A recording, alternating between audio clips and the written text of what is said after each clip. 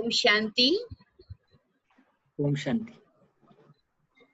आज इस वेबिनार में पुनः एक बार सभी युवाओं के साथ विभिन्न क्षेत्र के विभिन्न शहरों से हमारे स्पीकर्स और बहुत सारे पार्टिसिपेंट्स जुड़ गए हैं और उन सभी का हम दिल से वेलकम करते हैं। मुझे लगता है जीतू भाई सभी जुड़ गए हैं। हाँ जी जुड़ गए। अब शुरू कीजिए। गेस्ट सारे जुड़ गए, बाकी सब जुड़ रहे हैं।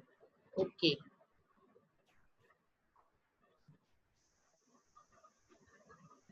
हमारी आदरणीय कृति दीदी आ गए हैं।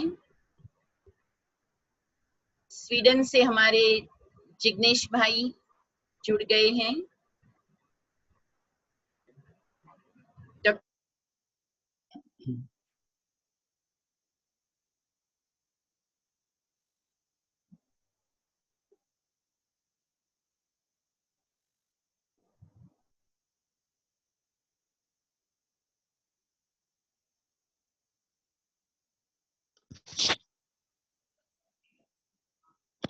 नमस्कार।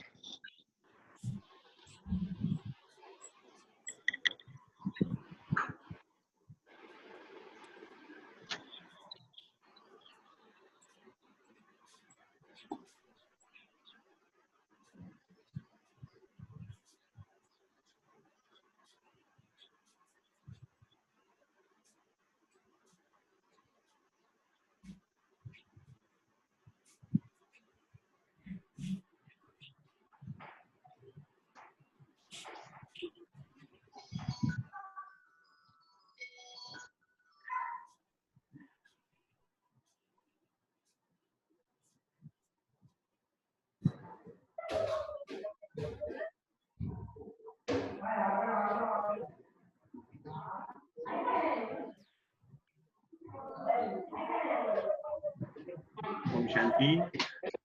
आज के इस वेबिनार में जो बदलते परिदृश्य में आत्मनिर्भर भारत, इस वेबिनार में सबका स्वागत है।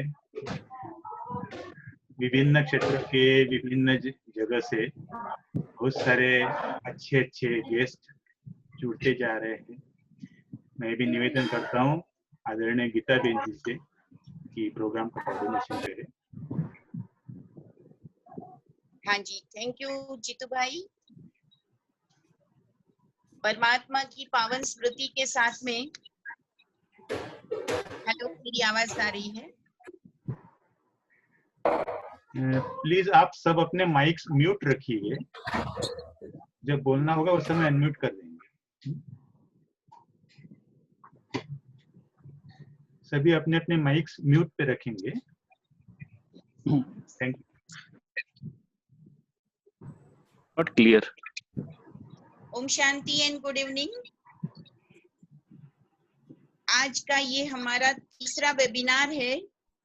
विशेष वर्तमान लॉकडाउन की परिस्थितियों के बीच में जब बहुत से युवाओं को कुछ रचनात्मकता का, कुछ नवीनता का एक चांस, एक समय जो मिला, उसी के सदुपयोग हेतु ये एक सुंदर थॉट आया कि क्यों नहीं वर्तमान परिप्रेक्ष्य में कुछ आवश्यक बातों पर आपस में हम सभी मिलें और एक सुंदर उसका सार सभी तक पहुंचे। तो ब्रह्मा कुमारी राज्य केंद्र भिनमाल और हमारी राष्ट्रीय यूथ विंग, उनकी तरफ से हम आपका स्वागत भी करते हैं। आज का जो विषय है, बदलती हुई परिस्थितियों में आत्मनिर्भरता। पिछला वेबिनार भी आत्मनिर्भरता पर रहा। बहुत से हमारे सीनियर्स थे जिन्होंने आत्मनिर्भरता पर बहुत सुंदर अपने विचार दिए और आज हमने विशेष युवाओं को फोकस करके यह हमारा वेबिनार रखा है, तो जिसमें हम कुछ बातें पहले से सोच ले कि हम आज क्या सोचेंगे। पहली बात कि जो ये बदलती हुई परिस्थितियां हैं, ये हमने कभी नहीं सोची थी। कि विश्व के शक्तिशाली देश एक छोटी सी वायरस जैसी बीमारी के सामने अपने को असहाय महसूस करेंगे। हमने हमेशा ये सुना था कि गांव से लोग माइग्रेट होके शहरों की तरफ जा रहे हैं, गांव खाली हो रहे हैं, क्या होगा गांवों का। लेकिन आज प्रश्न ये उत्पन्न हो रहा है कि शहरों से लोग भाग रहे गांवों की तरफ, तो विचार ये करना पड़ रहा है कि शहरी उद्योगों का क्या होगा। आज के समय का सबसे नेगेटिव वर्ड बन गया है पॉजिटिव, यानी कि किसी को पॉजिटिव पाना, यही एक सबसे ज्यादा घबराने वाली नेगेटिव बात हो गई है। तो कितनी विचित्र परिस्थिति है। इंसानों को इंसानों से मिलाना, यही हर एक बार हमारा लक्ष्य रहा, लेकिन इन दिनों हमारा लक्ष्य है कि लोग एक दूसरे से दूर रहे और सावधानी बरतें। विश्वास अवश्य बना रहे, परंतु सावधानी। तो इन कुछ परिस्थितियों के बीच हमें युवाओं को जो एक नए सिर से अपने जीवन में नई शुरुआत करेंगे या फिर से अपने लाइफ को खड़ा करेंगे, अपने पांव पर खड़े होंगे, उन बातों को वो कैसे जीवन में कर पाए, उसके लिए एक सही गाइडेंस, एक अच्छा मोटिवेशन आज के हमारे सभी प्रबुद्ध वक्ताओं से मैं आशा करूंगी। और इसीलिए आज के इस विशेष कार्यक्रम में सभी के स्वागत के साथ साथ मैं सबसे पहले आमंत्रित करना चाहती हूँ डॉक्टर विवेक जी मोदी। विवेक जी मोदी, जी हाँ, आपका बहुत बहुत स्वागत है। नमस्ते। मैं थोड़ा सा आपका परिचय सभी से कराना चाहूंगी। डॉक्टर विवेक मोदी 2010 से पूर्णकालीन प्रोफेशनल स्पीकर हैं, वेलनेस एजुकेटर के रूप में आप काम कर रहे हैं। इससे पहले 6 साल तक आपने हैदराबाद के प्रमुख कॉर्पोरेट हॉस्पिटल में एडमिनिस्ट्रेटर तथा चीफ ऑपरेटिंग ऑफिसर के रूप में कार्य किया। आपने डेल कार्नेगी नामक अंतरराष्ट्रीय संस्था से सर्टिफाइड प्रोफेशनल ट्रेनर का नाम पाया है और देश भर में आप बहुत से वर्कशॉप करते रहते हैं। Holistic wellness and personal and professional excellence, leadership, life skill, public speaking, इन सभी विषयों पर आप बहुत अच्छी पकड़ रखते हैं। और सबसे खुशी की बात है कि आप भीनमाल में जन्मे हैं, भीनमाल से जुड़े हैं, और इसलिए मुझे बहुत ही ऐसा गर्व महसूस होता है। और आज के हमारे इस वेबिनार में आपने हमारा छोटा सा निवेदन को स्वीकार किया। तो आपके YouTube चैनल पे तो बहुत लोगों ने आपको सुना है, लगभग 45,000 सब्सक्राइबर हैं आपके, और ये तेजी से बढ़ता हुआ चैनल के रूप में सामने आया है। आज हम इस वेबिनार में आपको पाकर बहुत प्रसन्न है और आशा करती हूँ कि आपसे हम सभी को बहुत ही उपयोगी बातें युवाओं के लिए मिलेगी। तो वेलकम डॉक्टर, आप अपनी बात रखेंगे आज के इस विषय पर, सेल्फ रिलायंस इन चेंजिंग सिचुएशन। वेलकम। नमस्कार। सबसे पहले तो ब्रह्मा कुमारीज के इस ऑनलाइन प्रोग्राम के अंदर मुझे बुलाने के लिए, मुझे निमंत्रित करने के लिए सभी का बहुत बहुत धन्यवाद। ब्रह्मा कुमारीज राज योगा सेंटर भीनमाल और ब्रह्मा कुमारीज की नेशनल यूथ विंग, सभी को मेरा एक बार पुनः धन्यवाद। सभी प्रबुद्ध वक्ताओं को और श्रोताओं को मेरा नमस्ते। विषय है स्वावलंबन पे, आत्मनिर्भरता पे, और यूथ को ध्यान में रखकर मैं अगले 5 मिनट में अपनी बात रखना चाहूंगा। सबसे पहली बात, आत्मनिर्भरता के लिए हमें जरूरत है आत्मविश्वास की। एक पुरानी सच्चा किस्सा एक है, बहुत पुराना, अमेरिका का है।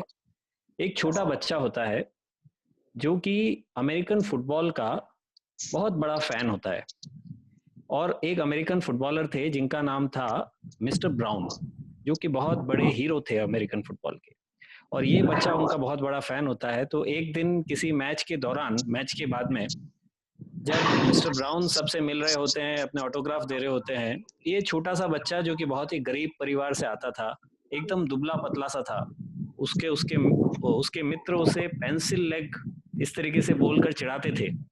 तो जब वो पहुंचा वहां और किसी तरीके से भीड़ के अंदर से जाकर मिस्टर ब्राउन से मिला, तो छोटा बच्चा था, उनके पाँव पे उसने ऐसे हाथ से थपथपी दी। मिस्टर ब्राउन ने नीचे देखा और नीचे देख के बोला, टेल मी सन। तो वो बच्चा बड़ा जोर से चिल्ला के बोला, sir I am your biggest fan, मैं आपका सबसे बड़ा प्रशंसक हूँ। मिस्टर ब्राउन को अच्छा लगा, हंस के बोले, धन्यवाद, thank you so much for being such a great fan. फिर मिस्टर ब्राउन फिर से अपनी बात करने लगे। थोड़ी देर हुई, इस छोटे बच्चे ने फिर से उनका पाँव थपथपाया। मिस्टर ब्राउन ने नीचे देखा, बोला, टेल मी माय सन। तो उसने बोला कि sir I remember all your records, मुझे आपके सारे रिकॉर्ड्स याद है। तो मिस्टर ब्राउन को अच्छा लगा, फिर से बोला, thank you so much for being such a good fan. उसके बाद फिर से मिस्टर ब्राउन अपनी बात में लग गए। थोड़ी देर बाद इस छोटे बच्चे ने फिर से पाँव पे थपथपाया। अब मिस्टर ब्राउन थोड़े से विचलित होके बोले, अब क्या हुआ, नाउ व्हाट माय सन।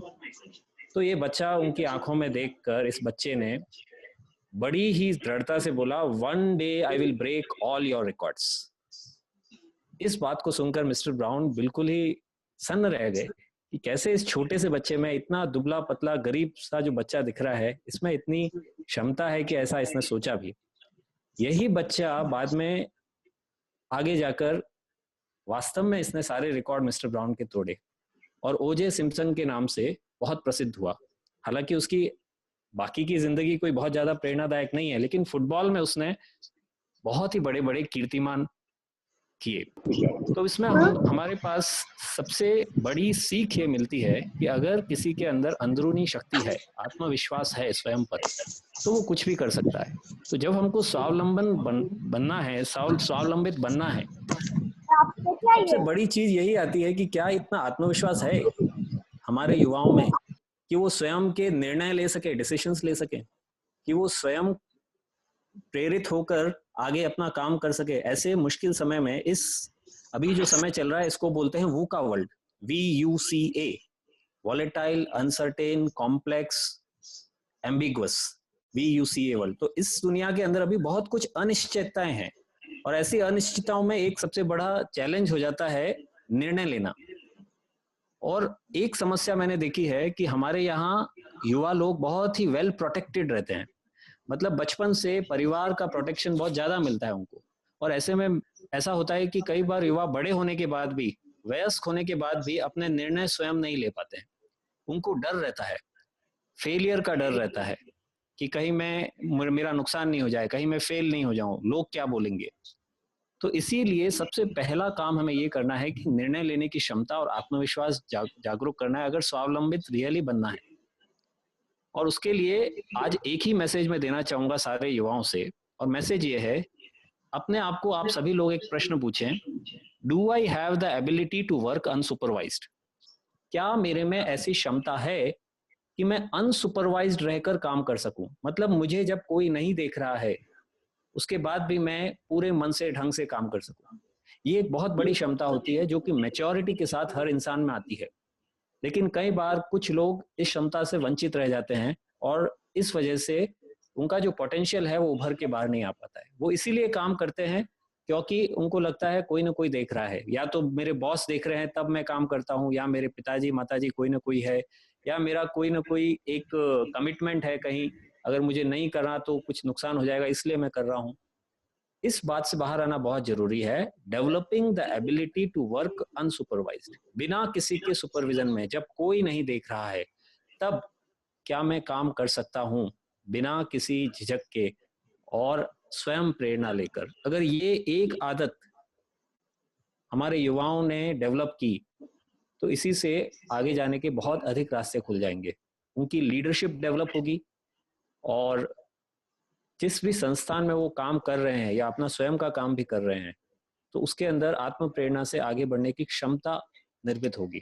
क्योंकि जब भी हम बहुत ज्यादा इस वजह से चलते हैं कि कोई बोल रहा है, कोई देख रहा है या दुनिया क्या कहेगी, तो उसका एक बहुत ही लिमिटेड परिणाम होता है, हम स्वयं प्रेरित नहीं होते। तो ये एक बहुत बड़ा चीज है और उसके लिए सबसे प्रमुख अस्त्र एक ये हो सकता है कि अपने जीवन में हम एक शब्द को बहुत प्रमुख रूप से उपयोग करें, और ये जिनके बच्चे हैं वो अपने बच्चों को भी सिखाए, और वो शब्द है experiment. Experiment, experiment takes away the burden of failure. हमारे समाज के अंदर क्या होता है कि अगर कोई फेल हो जाता है तो उसको इतना प्रेरणा नहीं मिलती है। फेलियर यहाँ पर बहुत मुश्किल माना जाता है, कोई किसी को फेल होने की अनुमति नहीं है। एक्सपेरिमेंट वर्ड एक ऐसा है जिसको यूज करके लोग नए काम करने की हिम्मत कर सकते हैं। एक्सपेरिमेंट फेल हो जाता है और उससे फेलियर का एहसास नहीं होता है। बड़े बड़े साइंटिस्ट आज हमारे टीका बनाने का कोशिश कर रहे हैं, कोई सफल होगा कोई नहीं होगा, लेकिन अगर कोई एक्सपेरिमेंट ही नहीं करेगा तो नई चीज आएगी कैसे?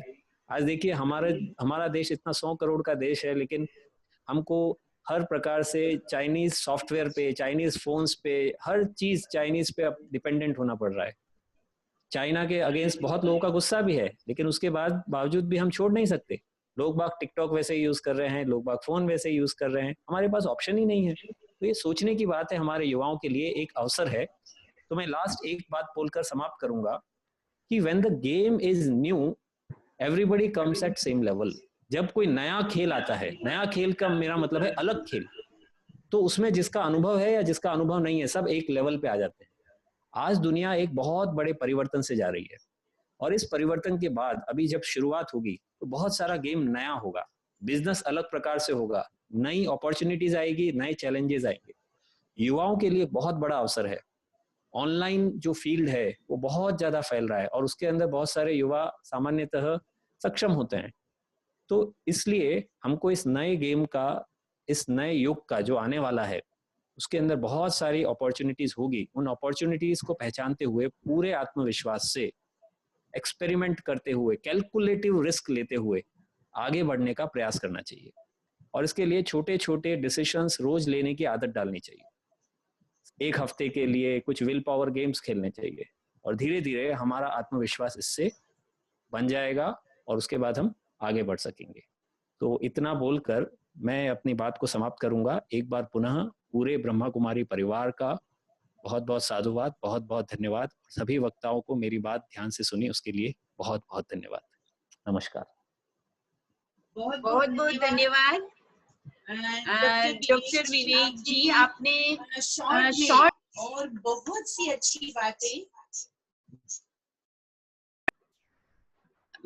अच्छी बातें आपने हमारे बीच में रखी। और वो बातें हैं कि आपने जो कहा कि ऑनेस्ट होना होगा, ये इतनी अच्छी वैल्यू है जो कि हम लोग स्पिरिचुअलिटी में भी बहुत दिल से अपनाते हैं कि हमें खुद से ऑनेस्ट होना है। और ये बात आज के समय में जब हम ऑनलाइन अपनी बहुत सारी चीजें कर रहे हैं, वर्क फ्रॉम होम कर रहे हैं, तब हमको जरूरी है। आपसे हम दोबारा जुड़ेंगे और आपकी बातों के लिए दोबारा थैंक्स। अभी मैं निवेदन करती हूँ, एक बहुत ही विशिष्ट हस्ती आज हमारे बीच में है। ब्रह्मा कुमारी की भगिनी संस्था राजयोग एजुकेशन एंड रिसर्च फाउंडेशन की सबसे पहले अस्तित्व में आई 1985, जो कि भारतवर्ष में यूथ वर्ष घोषित किया गया था। तो वो युवा विंग बनी थी ब्रह्मा कुमारी की, और उस यूथ विंग की राष्ट्रीय संयोजिका ब्रह्मा कुमारी कृति बहन जी, जो अहमदाबाद से हमारे बीच में है। कृति बहन जी, ओम शांति, आपका बहुत बहुत स्वागत है। धन्यवाद। कृति बहन जी से मैं के लिए कहना चाहूंगी कि आप यूथ विंग के अंदर तो हमेशा ही सक्रिय है और बहुत से प्रोजेक्ट युवाओं के लिए नेशन वाइड आप चलाते रहते हैं और एक प्रेरणा देते हैं हम सभी को। साथ ही साथ आपने बचपन से ही खुद उन वैल्यूज को जिया है। आप राजयोग की अभ्यासी हैं, संपूर्ण समर्पित आपका जीवन है आध्यात्मिक सेवाओं के लिए, ये एक बहुत बड़ी बात है। और आप निर्मा यूनिवर्सिटी में एज ए फैकल्टी बहुत समय तक स्टूडेंट्स को पॉजिटिविटी के लिए, लर्न मेडिटेशन, इन प्रकार के अनेक सेशंस कराती रही, जो कि ऑफिशियल उनके सिलेबस में था। आज आप हमारे बीच में हैं, तो मैं आज के विषय पर आपके विचार जानना चाहूंगी, आदरणीय कृति बहन जी। थैंक यू गीता बहन। ये भी हम सबके लिए एक अपॉर्चुनिटी है कि हमारे पास अभी समय है और वो समय का हम इस तरह सदुपयोग भी कर पा रहे हैं। सामान्यतः हम सबका जीवन इतना फास्ट होता है, विशेषकर यूथ एज में कमाने की होड़ है, अपनी करियर बनाने की होड़ है, कई ऐसी प्रकार की होड़ है जिसके कारण हमारे पास समय का सदा ही अभाव रहता है। हम बाकी सारे क्षेत्रों को देखते हैं, लेकिन सेल्फ का जो क्षेत्र है वो कभी-कभी अनएक्सप्लोर्ड रह जाता है। आज जब हम आत्मनिर्भरता की बात कर रहे हैं, हम सब जानते हैं संजोग बदल रहे हैं, बहुत तेज गति से बदल रहे हैं। कल तक जो था, गीताबेन मुझे लगता है आप सारे पार्टिसिपेंट्स को म्यूट कर दीजिए, तो ये आवाज जी बीच में जीतू भाई आप सभी को म्यूट कर दे, वहां से ही हो पाएगा। हाँ जी, हाँ जी तो दीदी। जहाँ तक आत्मनिर्भरता की बात है, आज के समय में हम सबके लिए सबसे बड़ी चुनौती ये है कि कल तक जो था, जो लाइफस्टाइल थी, जो हमारी मान्यताएं थी, जिस सिस्टम से हम लोग कार्य कर रहे थे, जिन परंपराओं के बीच में हम पले बढ़े, उसमें काफी तेजी से बदलाव आ रहा है। इस बात को हमारे आदरणीय मोदी जी ने भी हमें सुनाया है।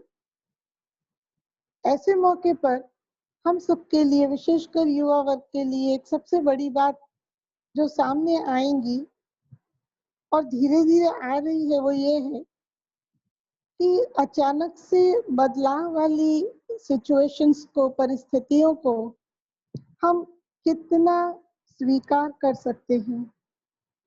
अगर व्यक्ति परिस्थितियों के साथ या आने वाली चुनौतियों के साथ अपने आप को स्वीकार भाव से नहीं चला सकता है, तो एक संघर्ष अंदर उत्पन्न होता है। और जब संघर्ष उत्पन्न होता है, तो ये संघर्ष या तो हमें पॉजिटिविटी की ओर ले जाता है या नेगेटिविटी की ओर ले जाता है।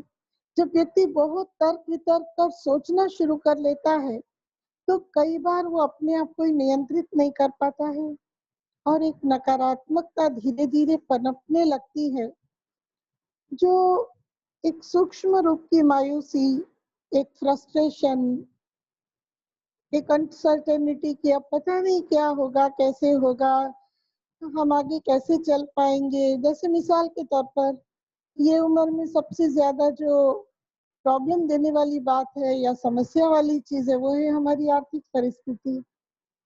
कब लॉकडाउन खुलेगा, कैसे बिजनेसेस और व्यवसाय फिर से स्टार्ट होंगे। आज हमारे मजदूर भाई बहन इतना यहाँ से गांव की तरफ चल रहे हैं, कल सब कुछ खुलेगा तो भी इन लोगों की मदद के बिना फिर से वैसा ही कार्य में आना, वैसे बिजनेसेस को चलाना, इंडस्ट्रीज को चलाना, ये लोगों के सामने क्वेश्चन है। ये सारी स्ट्रगल वाली चीजें हैं और जितना इस पर अधिक सोचो, मायूसी आती है। हम आत्मनिर्भर तब बन सकेंगे जब आने वाले हर संजोग को हम पहले स्वीकार करना सीखे। जो है वो यही है। जनरली ऐसे मौके पर हम एक ब्लेम गेम खेलते हैं, उसके कारण हुआ, उसके कारण हुआ, उसके कारण हुआ, और समझते कि ये कारण यही सब है, हम भी क्या कर सकते हैं। मैं मानती हूँ जीवन में कई बार सामूहिक रूप से, जैसे अभी कोरोना वायरस के हिसाब से है, सामूहिक रूप से ऐसी परिस्थिति आती है जो किसी के भी कंट्रोल में नहीं होती है। हर एक मेहनत करता है, हर एक चाहता है, हर एक अपनी तरह से प्रयास करता है, हर एक अपनी टैलेंट और स्किल लगाता है, फिर भी सब कुछ करने के बाद भी परिस्थिति हमारे नियंत्रण में नहीं होती है। जब ऐसे संजोग आते हैं, जूझने के बजाय, संघर्ष करने के बजाय, एक आत्मनिर्भर व्यक्ति उस चुनौती का स्वीकार करेगा। जो है वो ये है, अब आगे क्या।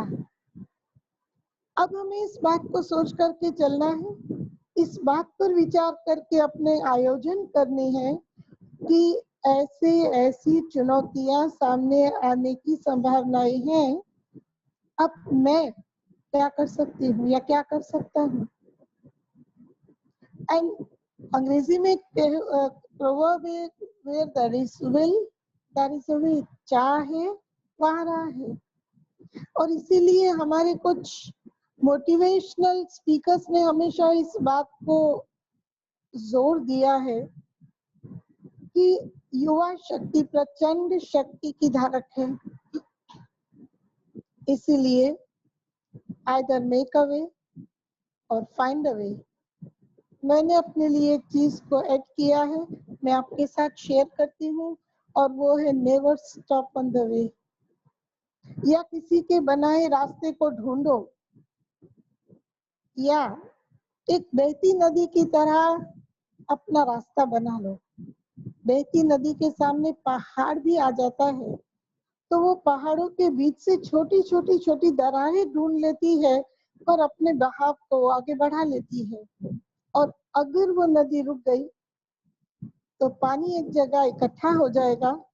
बहती नदी में शुद्धि होती है, जब वो पानी एक जगह लंबे समय के लिए इकट्ठा हो जाता है तो कंटामिनेट हो जाता है, प्रदूषित हो जाता है।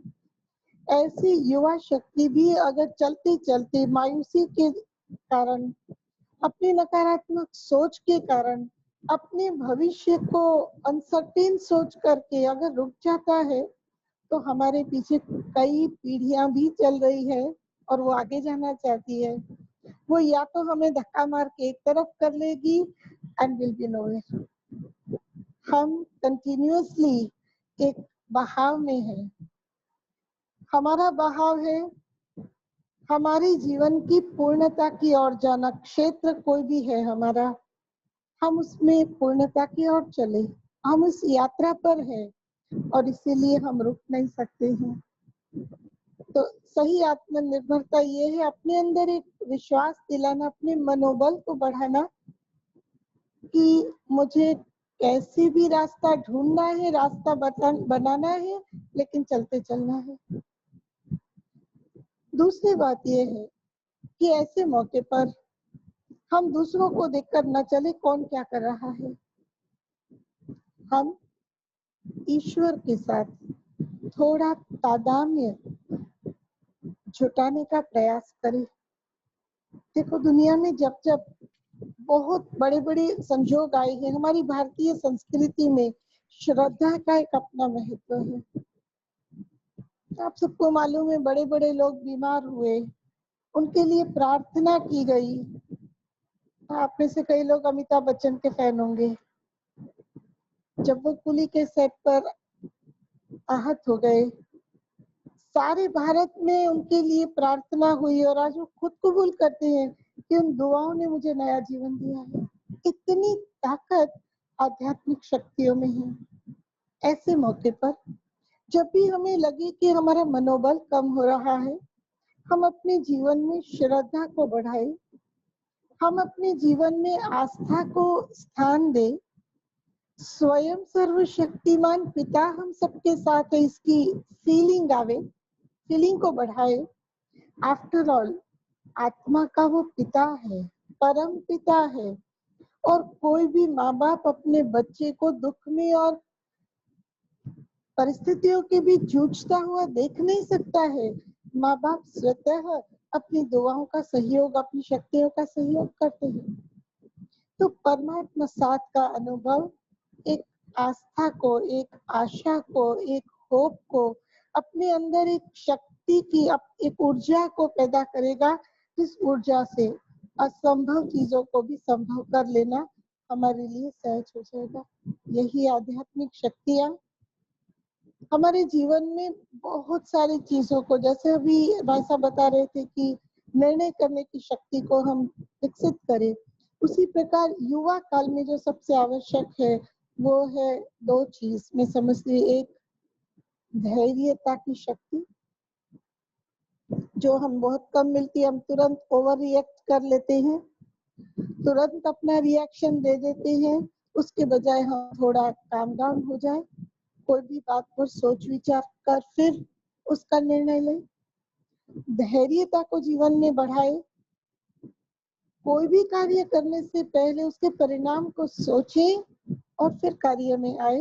ये छोटी छोटी बातें आध्यात्मिकता हमारे जीवन में विकसित करती है। तो जितना ही हम दुनियावी तरह से अपने आप को सक्षम बनाने का प्रयास कर रहे हैं, उतना ही ये समय में हम अपने अंदर जाने के लिए भी थोड़ा समय दें। अपने अंदर रही हुई ऊर्जा को ऊर्ध्व गति दें और वो ऊर्ध्व गति से हम जिस लेवल पर अभी है उस लेवल से अपनी सक्षमता और सशक्त पने को बढ़ाते चले। तो मैं यही युवाओं को अंत में कहना चाहूंगी कि अपने जीवन का बहुत सुंदर संतुलन बनाएं। कोई भी बात से कभी भी कितनी भी अनसर्टेन है, कितनी भी अनिश्चित है, कितनी भी स्ट्रगल वाली बात दिखाई दे रही है, हम अपनी धैर्यता को न गवाएं। परमात्मा को साथी बना करके हमें हर असंभव चीज को संभव कर पार कर विजयी होना है। और अगर कभी छोटी मोटी निष्फलता आ भी गई तो उसमें मायूस होने के बजाय वो निष्फलता में अपनी कमजोरी को ढूंढ ले, उसे ओवरकम कर ले, और जो मेहनत करता है विजय सदा ही उसके निहित है। विजय मेरा जन्म सिद्ध अधिकार है, इस बात को हम कभी न भूले। और युवा तो वैसे भी जो चाहे वो कर सकता है। तो आइए हम अपनी आंतरिक शक्तियों को भी पहचानें, रोज थोड़ा समय अपने आप से बात करने में भी दें और अपनी आंतरिक ऊर्जा को इतना ऊर्ध्व गति दें जो हम अनेकों के लिए एक उदाहरण या प्रेरणा मूर्ति बन सके। ओम शांति।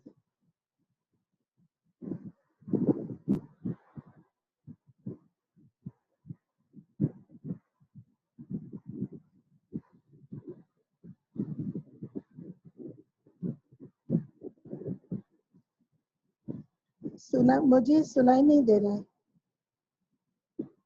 मैंने पूरा किया है।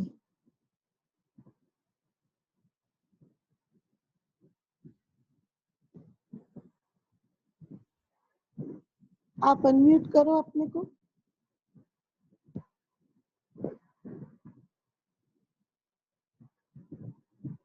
मेरी आवाज सुनाई दे रही है? हाँ जी, हाँ जी, हाँ जी, हाँ जी, अभी हुआ। थैंक यू दीदी, थैंक यू सो मच। आपने बहुत सुंदर बात बताई। युवाओं के जीवन में जो अनिश्चितताएं हैं उसमें उनको क्या थॉट रखने चाहिए, और ऐसी अनमोल बातें अवश्य उनके जीवन में लाभदायी होंगी। Thank you so much.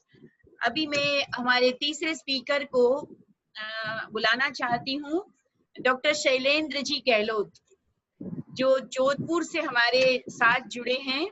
Doctor Shailendra ji Gehlot, जो कि अभी असिस्टेंट प्रोफेसर है सोशियोलॉजी डिपार्टमेंट में, जोधपुर यूनिवर्सिटी से आप जुड़े हैं, और आपने LLB भी किया और PhD भी किया है, और आपने बेस्ट यंग फैकल्टी अवार्ड 2019 में प्राप्त किया, और नोवेल रिसर्च के लिए आपने बहुत सारे पेपर प्रेजेंट किए हैं, आपके इंटरनेशनल जर्नल में वो प्रकाशित हुए हैं।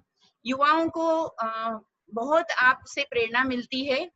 आप बिनमाल कॉलेज में रहे, आज भी युवा आपको याद करते हैं और शायद आपसे जुड़े भी हैं। मैं अक्सर देखती हूँ आपके सोशल मीडिया पर बहुत से युवा आपसे जुड़े रहते हैं। कुछ दिनों पहले भी आपने एक इंटरनेशनल वेबिनार में संबोधित किया। तो इस प्रकार से आज मैंने आपको निवेदन किया, और आप आज के विषय पर सभी हमारे पार्टिसिपेंट्स को चेंजिंग सिचुएशन में वो किस तरह से सेल्फ डिपेंड बने, प्रॉब्लम भी बने, उस पर प्रकाश डालेंगे। डॉक्टर शैलेंद्र जी। सबसे पहले मैं बीके जीतू भाई और बीके गीता बहन का आभार व्यक्त करना चाहता हूं कि आपने इस महत्वपूर्ण वेबिनार में अपने विचार रखने का मौका मुझे दिया। जो साथी प्रबुद्ध वक्तागण हैं, बीके कृति बहन, आभा जी, डॉक्टर विवेक मोदी जी, बीके जिग्नेश जी, डॉक्टर उज्जवल जी, सभी को मैं प्रणाम करता हूं। और जितने हमारे जिज्ञासु श्रोता हैं, मैं विश्वास के साथ ये कह सकता हूं कि ये वेबिनार उन लोगों के लिए बहुत ही महत्वपूर्ण साबित होगा। जहां तक विषय की बात है कि बदली हुई परिस्थितियों में आत्मनिर्भरता, और गीता बहन ने मुझे बताया था कि युवाओं को ध्यान में रख करके मुझे अपनी बात रखनी है। तो सबसे पहले अगर हम चर्चा करें आत्मनिर्भरता की, एक शब्द के रूप में कि आत्मनिर्भरता क्या है, तो आत्मनिर्भरता वास्तव में कि हम अपनी आवश्यकताओं की पूर्ति अपनी स्वयं की शक्ति और संसाधनों का उपयोग करके जब करते हैं, तो वो स्थिति आत्मनिर्भरता की स्थिति होती है। और ये एक बहुत ही महत्वपूर्ण एक स्थिति है, क्योंकि अगर हम आत्मनिर्भर नहीं हैं और दूसरों के ऊपर निर्भर हैं, तो आप ये मान करके चलिए कि हमने हमारे विकास, हमारी संतुष्टि, हमारी खुशियों का रिमोट एक तरह से दूसरों के हाथ में दे रखा है। इसलिए एक व्यक्ति का अपने जीवन में आत्मनिर्भर होना बहुत आवश्यक है। अब सवाल ये उठता है कि व्यक्ति आत्मनिर्भर हो कैसे सकता है, या आत्मनिर्भर होने का क्या तरीका है? तो उसमें जो 2 बातें महत्वपूर्ण हैं, वो ये तो वो हो सकती हैं, एक तो कि या तो हम अपनी आवश्यकताओं को सीमित कर लें, ताकि हम अपनी आवश्यकताओं को सीमित कर लें, जिससे कि हम आत्मनिर्भर तरीके से उन सभी आवश्यकताओं को पूर्ण कर सकें। और या दूसरा तरीका ये हो सकता है कि हम हमारी क्षमताओं को इतना विकसित कर लें कि हमारी जो भी आवश्यकताएं हैं, उन आवश्यकताओं को पूरा करने के लिए हमें किसी अन्य शक्तियों की आवश्यकता ना रहे। तो ये 2 ऐसे महत्वपूर्ण तरीके हो सकते हैं जिनसे हम अपनी आवश्यकताओं की पूर्ति आत्मनिर्भर होकर के कर सकते हैं। और जो वर्तमान स्थितियां हैं, जो वर्तमान कोरोना का जो काल है, उसको देखते हुए आत्मनिर्भरता की जो स्थिति है वो और ज्यादा रेलेवेंट हो जाती है, और ज्यादा महत्वपूर्ण हो जाती है।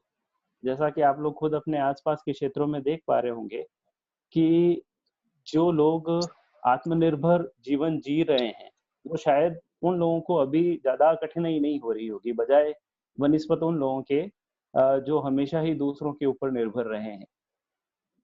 जैसे कि मान लीजिए कि कोई इंसान बहुत खाने पीने का शौकीन है, लेकिन उसको बनाना नहीं आता, तो अब तक तो उसका काम चल रहा था, लेकिन लॉकडाउन, कोरोना पीरियड में, कर्फ्यू में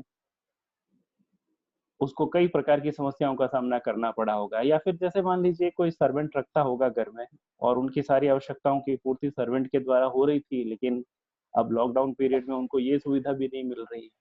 तो इस प्रकार की परिस्थितियों में जो व्यक्ति आत्मनिर्भर नहीं है, उनको कई प्रकार के कष्टों का सामना करना पड़ रहा होगा। और जो लोग आत्मनिर्भर तरीके से अपना जीवन जी रहे हैं, उनके लिए कंपैरेटिवली ये समय ज्यादा आसानी से गुजर रहा होगा, ऐसा मैं विश्वास करता हूँ। और ये जो कोरोना का पीरियड है, ये मान करके चलिए कि एक शुरुआत है। ये आने वाले समय में हमें अपनी जीवन शैली में कई प्रकार के बदलावों की ओर प्रेरित करेगी, कई प्रकार के बदलावों के लिए हमें मजबूर भी करेगी। क्योंकि ये जो कोरोना का पीरियड है, ये वैश्विक रूप से हमारी लाइफस्टाइल को इतना प्रभावित करने वाला है कि हो सकता है कि आने वाले समय में जिस तरह की तल्खी, जिस तरह से संबंधों के अंदर अमेरिका और चाइना के संबंधों में जिस प्रकार के परिवर्तन आ रहे हैं, तो ये स्थितियां हो सकता है कि हमें आने वाले समय में एक विश्व युद्ध की ओर भी धकेल दे। और अगर विश्व युद्ध की परिस्थितियां उत्पन्न होती है, तो आप सोच सकते हैं कि हमें हमारे जीवन में कई प्रकार के चेंजेस लाने पड़ेंगे, कई प्रकार के अनफोर्स्ड जो ऐसे काम हमें करने पड़ेंगे, और हमारे जीवन शैली को हमको उसके अनुरूप ढालना पड़ेगा। इसी तरह से अगर हम इंडिया की बात भी करें, तो हमारी सरकारें बहुत ही अच्छा काम कर रही हैं, लेकिन आप समझ सकते हैं कि रेवेन्यू सरकार के पास में भी बहुत ही सीमित हो रहा है, और सरकार जो है अपना सारा ध्यान कोरोना रिलीफ में ही लगाए हुए है। तो ऐसी स्थिति में क्या हो रहा है कि ये परिस्थितियां आने वाले समय में देश में कुछ गंभीर वित्तीय आपातकालीन स्थितियां भी उत्पन्न कर सकती हैं। और अगर ऐसा होता है, तो भी हमें हमारे जीवन में बहुत सारे परिवर्तन लाने होंगे, हमें हमारे जीवन जीने का तरीका काफी हद तक बदलना पड़ेगा, और हमें आत्मनिर्भर होना पड़ेगा। उसके अलावा हमारे पास में कोई विकल्प रह नहीं जाएगा। हमारे आदरणीय जो प्रधानमंत्री जी हैं, उन्होंने भी जो अभी अंतिम संवाद किया था जनता के साथ में, उन्होंने भी इस बात के ऊपर जोर दिया कि हम आत्मनिर्भर बने, या भारत को अब आत्मनिर्भर बनने की अधिक आवश्यकता है। लोकल के लिए वोकल होना, ये भी बात उन्होंने कही थी। हालांकि उनकी इस बात के जस्ट बाद में सोशल मीडिया पर कई तरह के ग्रुप्स बन गए, सही लोगों ने कई तरह से रिएक्ट करना शुरू किया, उसको मजाक में भी लेना शुरू किया।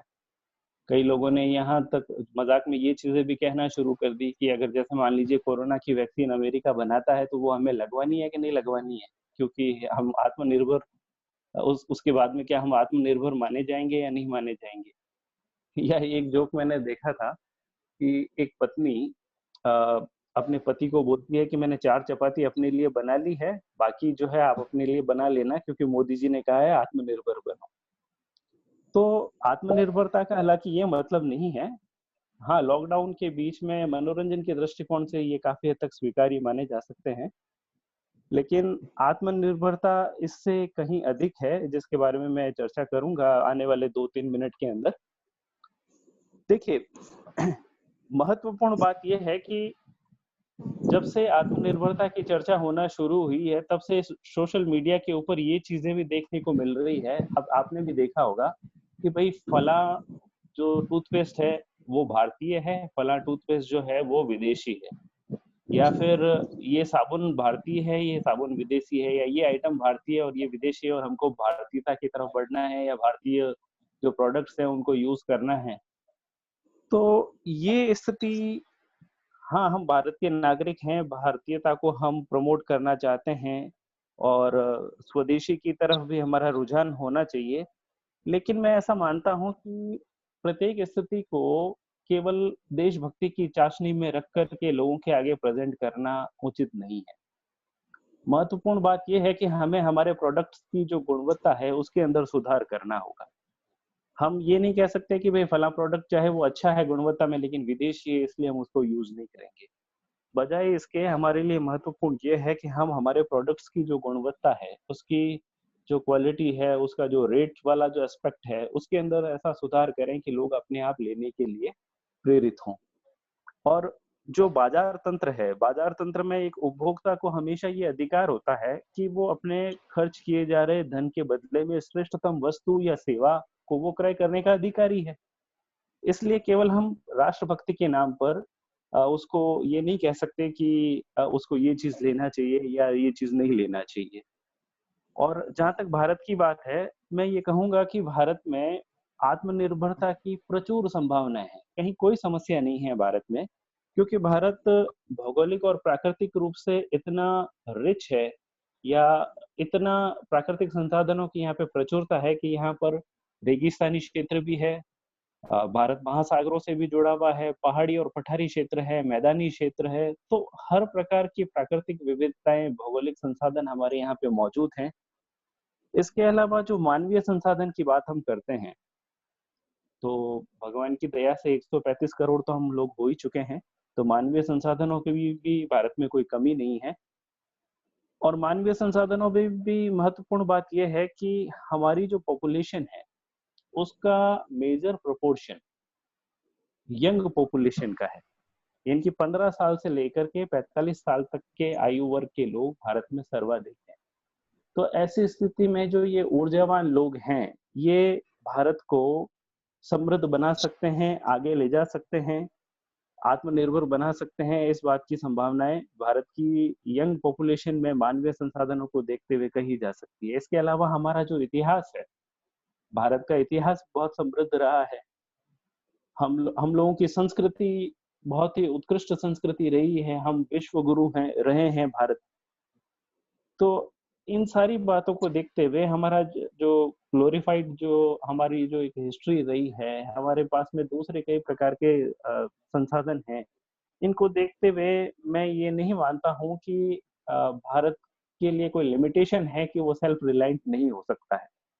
हाँ, एक बात मैं जरूर कहना चाहूंगा जो सोशल मीडिया पे चलती है उसके हिसाब से, कि आत्मनिर्भरता और आत्म केंद्रितता, इसमें फर्क करना होगा। कई लोग कहते हैं कि भाई आत्मनिर्भर होना मतलब बस अपने लिए ही सब कुछ करना, या जो कुछ भी विकास करना है वो खुद तक सीमित रखना। देखिए, we have to self reliant but not self centred. ये एक बहुत ही महत्वपूर्ण बात है, क्योंकि जो मानव जीवन है वो हमेशा ही सहयोग और सह अस्तित्व के आधार पर ही संचालित हुआ है और आगे भी ऐसे ही संचालित होगा। हमारे प्रधानमंत्री जी ने भी लोगों से यही आह्वान किया है कि हमें हमारी जो सामुदायिक जो जिम्मेदारी है, समाज में रहते हुए जो हमारी जिम्मेदारी है, उसको हमें समझना होगा। मुख्यमंत्री जी ने भी एक नारा दिया था, राजस्थान के मुख्यमंत्री जी ने, कि कोई भी व्यक्ति भूखा ना सोए। तो हमें आत्मनिर्भर होने के साथ साथ दूसरे लोगों का भी ख्याल उतना ही रखना है। तो सर, ये मैं भी एक समझती हूँ हम आपसे एक बार और जुड़ेंगे। बहुत अच्छी बातें आपसे मिल रही है, लेकिन समय को थोड़ा सा न्याय देना पड़ेगा। जी जी जी जी हाँ, एक और राउंड में हम आपसे और मिलना चाहेंगे। हाँ, बहुत बहुत अच्छी बातें आपने बताई। कैसे हम आत्मनिर्भर बने, आत्म केंद्रित नहीं, ये बहुत अच्छा नारा है और इसको हम युवाओं तक आज इस वेबिनार के माध्यम से पहुंचाना चाहेंगे। मैं आमंत्रित करती हूँ डॉक्टर उज्जवल कापड़नीस, जो कि मालेगांव से हमारे बीच में है। आप एमडी मेडिसिन है और इस वेबिनार में वेरी फर्स्ट आप जुड़े थे और बहुत ही धैर्यता से हमारे बीच में आप जुड़े हुए हैं। आप डायबिटिक विशेषज्ञ हैं और लगभग 10,000 से अधिक डायबिटीज मुक्ति के आपने प्रोग्राम किए हैं। आपका लक्ष्य रहता है कि जो लोग हैं उनकी इम्यून पावर कैसे बढ़े, वो स्वस्थ रहे और साथ साथ वो मन से प्रसन्न रहे। आप राज्यों की प्रैक्टिस भी करते हैं और सबको भी फिजिकल योगा इसके द्वारा भी बहुत सी चीजें आनंद के साथ सिखाते हैं। तो डॉक्टर उज्जवल कापड़नीस को मैं निवेदन करूंगी आज अपनी बात रखें।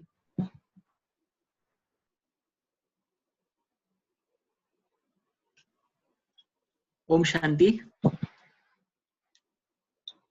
सभी जो गेस्ट है उनको मेरा प्रणाम है। विशेष जीतू भाई जी और गीता दीदी जी, इनको ओम शांति। उन्होंने बहुत ही अच्छी तरह से ये वेबिनार आयोजित किया है और साथ में जो वक्ताओं ने सुनाया, आदरणीय कृतिका दीदी जी और गहलोत भाई, बहुत अच्छी बातें उन्होंने सुनाई। मैं कुछ प्रिपेयर्ड नहीं था इसमें, लेकिन जीतू भाई ने बताया कि आपको प्रैक्टिकल बातें इसमें बतानी है। तो जो मैं इस सिचुएशन से जुड़ा हूँ, एज अ फिजिशियन मैं कुछ बातें बताऊंगा। और जो हम देख रहे हैं आज की परिस्थिति में, कोरोना जैसी बीमारी आ तो चुकी है और उसमें बहुत सारे प्रॉब्लम्स हुए। हम खुद कोरोना हॉस्पिटल में हमने वर्क किया और काफी सारे पेशेंट्स भी देखे। और इस सिचुएशन में हमने पाया, इसके पहले भी काफी बीमारियों से, लाइफस्टाइल बीमारियों से हम डील करते थे, लेकिन इस बीमारी ने लेकिन हर एक को हिला दिया है, हमने नोटिस किया। और वो युवा हो चाहे बुजुर्ग हो, लेकिन हर कोई इसमें हिल चुका। और इसलिए हमने सोचा कि आने वाली परिस्थितियां इससे भी शायद भयानक हो सकती है। जैसे परमपिता परमात्मा शिव बाबा ने बहुत सारी उनकी महावाक्यों में हमें बताया है, जो मुरली हम रोज पढ़ते हैं, कि आने वाला समय बहुत ही परीक्षा वाला होने वाला है हर एक के लिए। और इस परीक्षा में एक बात बहुत अच्छी परमात्मा के महावाक्यों में आई थी, जो मुझे याद है, 81 की मुरली में था कि आने वाली नई बीमारियां नया परिवर्तन लाएगी। और सही मानों में ये मुझे भी महसूस हो रहा है कि वो परिवर्तन हमें भी करने को मिल रहा है, क्योंकि अब तक हम भी थोड़ा सा लूज चल रहे थे। जैसे सैनिटाइजेशन हो या सेल्फ केयर हो, इसमें हम थोड़ा सा लूज थे। जैसे पेशेंट देखा, घर पे आए, थोड़ा सा हाथ धोया और शुरू हो गए। लेकिन अभी इतना हम केयर करते हैं कि इन्फेक्शन हमको भी ना हो और कोई जो पेशेंट आ रहा है वो हॉस्पिटल से इन्फेक्शन ना ले जाए, इसलिए हम बहुत ज्यादा सतर्क हो गए। तो ऐसे बहुत सारे चेंजेस तो आना शुरू हो गए। लेकिन अभी जो मैं एज अ फिजिशियन मैं कहना चाहता हूँ कि अगर आत्मनिर्भरता का अगर हम सोचते हैं, तो निर्भरता का जो संबंध आता है वो मुख्य जो शब्द है उसमें आता है आत्मा। और आत्मा जो जुड़ा है वो शरीर से जुड़ा है। तो इन दोनों का ख्याल हमें करना चाहिए। तो आत्मा के बारे में तो जैसे कृतिका दीदी ने बताया कि शक्तियों की ज्यादा जरूरत है, उसके बारे में मैं बाद में बताता हूँ। लेकिन जो शरीर है, शरीर का भी ख्याल करना बहुत ही जरूरी है। इसमें फिजिकल लेवल का फिटनेस, इमोशनल लेवल का फिटनेस और स्पिरिचुअल लेवल का फिटनेस हमें चाहिए। जो भी आने वाली समय है, चुनौतियां है, उसमें अगर हम फिट नहीं है किसी भी प्रकार, तो शायद हम फेल्योर की तरफ जा सकते हैं, हम डिप्रेशन में आ सकते हैं। और ज्यादा मैं बोलूंगा यूथ लोगों को, क्योंकि हमने देखा है कि कई सारे पेशेंट यूथ भी थे, लेकिन केवल उनका जो खान पान था, उनकी आदत थी, उसके कारण और उसके बावजूद दूसरे जो पेशेंट थे वो बुजुर्ग थे, काफी कोमॉर्बिड कंडीशंस भी थी, उनको डायबिटीज था, ब्लड प्रेशर था, लेकिन उनका जो जीवन था वो कुछ इतनी अच्छी तरह से सेट था, फिजिकली वो इतनी तरह से फिट थे कि ये बीमारी उनको इतना क्या बोलते हरा नहीं सकती या कुछ उनको डिस्टर्ब नहीं किया। तो युवा वर्गों में मैं ये खास कहना चाहता हूँ कि केवल आजकल की स्थिति नहीं, लेकिन कोरोना से भी ज्यादा जो महामारी बढ़ रही है, जिसके बारे में हम काम करते हैं, डायबिटीज है, ब्लड प्रेशर है, हार्ट डिसीज है, कैंसर है, जिसको WHO ने कहा है दीज आर लाइफस्टाइल डिसीजेस। और ये जो लाइफस्टाइल डिसीजेस है, इसका नाम ही है कि अपने लाइफस्टाइल से जुड़ी हुई। तो जब तक हम हमारे लाइफस्टाइल को चेंज नहीं करते, हम इन बीमारियों से या इन परिस्थितियों से मुक्त नहीं हो सकते। हर एक को उसके सामने जाना पड़ता है। जैसे गहलोत भाई ने भी बताया कि हमारी भारत की जो आबादी है 15 से 40, वही मोस्ट यंगेस्ट, जो यंग लोग जो है ज्यादा है हमारे भारत में। और हमने ये भी देखा है कि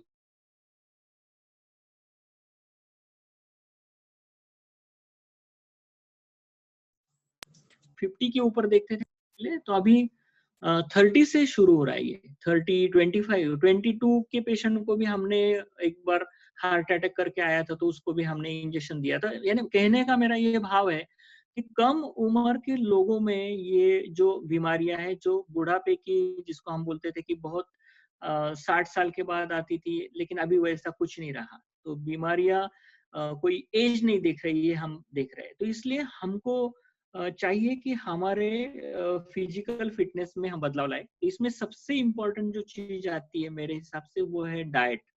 और डाइट जो आज की घड़ी में चाहिए, जैसे कहते हैं कि हम खुद नहीं बदल सकते, लेकिन समय ने हमको फोर्सफुली बदला है। क्योंकि जिन बहुत सारे लोगों की आदतें थी होटल में खाना, या सुबह का नाश्ता कई लोग वड़ा पाव से करते थे या कुछ जंक फूड खाते थे, लेकिन अभी फोर्सफुली कहे या कैसे भी कहे, लेकिन घर का उनको खाना पड़ रहा है, तो उसमें भी बहुत पॉजिटिव चीजें आ रही है। तो क्यों ना हम अपनी आदतों को बदले और नेचुरल खाना खाएं, घर का खाना खाएं, फ्रेश खाना खाएं, तो उससे भी काफी चीजें बदल सकती। क्योंकि होटल का खाना और घर का खाना, इसमें आपको मैं बताना चाहता हूँ कि घर पे बना हुआ खाना और होटल का खाना, इसमें 3 टाइम्स कैलोरी डिफरेंस होता है। यानी जो डिश आप घर पे बनाएंगे और जो होटल में बनाएंगे, उसमें इतना डिफरेंस हो जाता है। और साथ में बहुत सारी बैड ऑयल भी उसमें आ जाता है। तो ये काफी लोगों को पता ही होगी, लेकिन मैं इसमें बताना चाहता हूँ कि जो फास्ट फूड का जो फैशन आया है, उसको भी हमको चेंज करना अभी बहुत जरूरी है, ये समय की मांग है। और उसमें जो हम फॉरेन कल्चर जो हम कर रहे हैं, पाश्चात्य का जो अनुकरण कर रहे हैं, पिज्जा, बर्गर, कोल्ड ड्रिंक्स, जो भी यंग पॉपुलेशन उसका इजीली उनको लगता है कि बहुत ही इजीली मैं इससे मुझे कुछ नहीं होता, लेकिन हम देखते हैं कि इससे काफी कैलोरीज हम बॉडी में कंज्यूम करते हैं, और उसके कारण ओबेसिटी, हाइपरटेंशन, हार्ट डिसीज, ये चीजें बहुत मात्रा में भारत में बढ़ रही है। तो अगर हमको आत्मनिर्भर होना है, फिजिकली फिट होना है, तो इन चीजों से हमको थोड़ा दूर होना पड़ेगा। मैं ये नहीं बोलता कि आप कभी ना खाओ, हाँ ठीक है खा सकते हैं, लेकिन अगर हर वीकेंड में अगर आप होटलिंग कर रहे हैं, कई कई शहरों में तो ऐसा चित्र है कि होटलों के सामने बिल्कुल बड़ी भीड़ होती है, वहाँ वेटिंग, लॉन्ग वेटिंग लिस्ट रहती है वहाँ पे। तो वो वेटिंग लिस्ट कहीं आपको हॉस्पिटल की वेटिंग लिस्ट में ना लाए, ये मेरी आपको शुभकामनाएं। इसलिए घर का बना खाना, ज्यादा से ज्यादा स्प्राउट्स, सलाद वगैरह जितना आप यूज करेंगे, तो उतना नेचुरली आपकी बॉडी फिट रहेगी, कंफर्टेबल रहेंगी। नेचुरल डाइट जिसको बोल सकते, वो भी आप ये कर सकते। और सबसे ज्यादा इम्पोर्टेंट मैं कहूँगा यूथ में, वो है दिनचर्या का फॉलो करना। अब तक हमने सुना है कि early to bed, early to rise make man happy, healthy and wise, लेकिन ये सिर्फ कहने सुनने की बात तक रही है। लेकिन आजकल ये लोग वो कोई किसी को कहेगा अरे तू जल्दी सो जा, तो कोई उसको मजाक में भी ले सकता है। लेकिन सही मानो में जब हम हमारी दिनचर्या को सेट करते हैं तो अल्टीमेटली हमने देखा है कि इवन ब्रह्मा कुमारी का जो कैड प्रोग्राम चलता है हार्ट वालों के लिए, तो उनमें हमने हमारे खुद के पेशेंट को हमने नोटिस किया है कि उन्होंने सिर्फ दिनचर्या चेंज की, दिनचर्या सेट की, राइट टाइम पे नाश्ता, राइट टाइम पे खाना, राइट टाइम पे सोना, सुबह जल्दी उठना, इतना सैर करना, बिल्कुल इतनी सी चीजें उन्होंने की और हमने देखा कि काफी सारे उनके एलिमेंट्स चले गए, उनकी काफी सारी टैबलेट्स कम कर पाए, इतना दिनचर्या का ये। और युवाओं में विशेष यही हम देखते हैं, या कहो कि जैसे फैशन है या कुछ बोल सकते हैं, या संघ का प्रभाव है, उसमें हम लेट हमारा कारोबार थोड़ा लेट की तरफ जाते हैं और 11-12 कुछ नॉर्मली लोगों को लगता है। लेकिन जैसे जैसे हम इस दिनचर्या को अनस्टेबल करते हैं तो तुरंत हमारा जो बायोलॉजिकल क्लॉक है, हर एक के ब्रेन में एक बायोलॉजिकल क्लॉक है जिसमें हर एक चीज का ये समय है, उसमें उठने का समय, नाश्ते का समय, फ्रूट्स का समय, सब कुछ समय उसमें सेट है। अगर हम उसको डिस्टर्ब करते हैं और हमको ऐसा लगता है कि हम 12 बजे सोएंगे और फिर 7-8 बजे उठेंगे तो हमारी नींद पूरी हो जाती है, नहीं, हमारे जो नींद का जो समय है वो फिक्स है और जितना हम उस तरीके से हम अपने आप को सेट करेंगे तो मैं कहूंगा कि आप काफी तरह से फिजिकली फिट हो सकते हैं। और रही बात इमोशनल फिट की, तो ये भी चीजें हमने इस दौरान देखी। कोरोना का जब कहर था, ये मालेगांव तो हॉटस्पॉट आपने सुना होगा न्यूज में, तो इसमें काफी सारे पेशेंट्स, यंग पेशेंट्स आए, काफी सारे डॉक्टर्स भी इसमें इन्वॉल्व थे। और जब हमने पाया कि बहुत सारे डॉक्टर्स हमारे फ्रेंड्स वो भी बहुत ही डिस्टर्ब हो गए, उसका कारण एक मेन था कि ये बीमारी को कैसा क्या बोले उसको कैसा उससे चैलेंजिंग सिचुएशन थी, इसलिए उसको कैसे क्या इससे करे, ये बहुत सारे लोगों को प्रश्न था क्योंकि कोई ट्रीटमेंट नहीं, कैसे हैंडल करना ये पता नहीं और फास्ट पेशेंट आ रहे हैं। तो इस सिचुएशन में बहुत ही स्ट्रेसफुल ये था काफी डॉक्टर्स हमारे भाइयों को, इवन नर्सेस स्टाफ को। तो इस समय हमने देखा कि मैं एक मेरे बहन का मैं आपको एग्जांपल देता हूँ, शी इज आल्सो डॉक्टर और वो म्यूनिसिपल कॉर्पोरेशन में एक मेडिकल ऑफिसर करके काम करती है और उनको अचानक से ड्यूटी लगा दी कि जो भी कोरोना जहाँ पेशेंट ज्यादा है उनके घर में जाके, घरों पे जाकर उनके कांटेक्ट जो है उनको आप सर्च करो और वो कांटेक्ट जो है उनको टेस्ट करने के लिए आप सेंटर्स पे भेजो, ऐसा उनका काम था।